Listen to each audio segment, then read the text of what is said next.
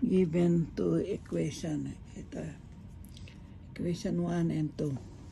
Ngayon, ang pinapaanap niya yung value of A. Okay? Ano yung value ng A? Dapat daw ang system ay no solution. Okay? So, no solution is like this. Okay? No solution here. X plus 2 is equal to X plus 7. Meaning, yung variables dapat equal. Yung constant, hindi. Kaya yun ang no solution. Okay. Kaya gawin natin ito, diba?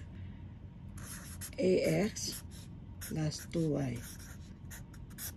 Okay? Ayan, ito yung pinapahanap niya, diba? Kung ano.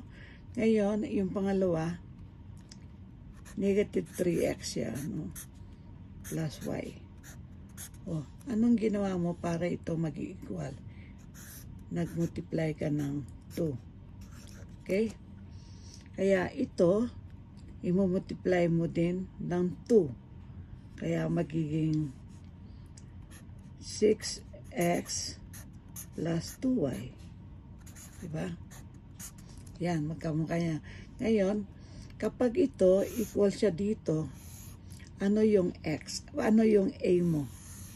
Ayun. Kaya yung a mo is equal to negative 6. Ang answer mo is letter A.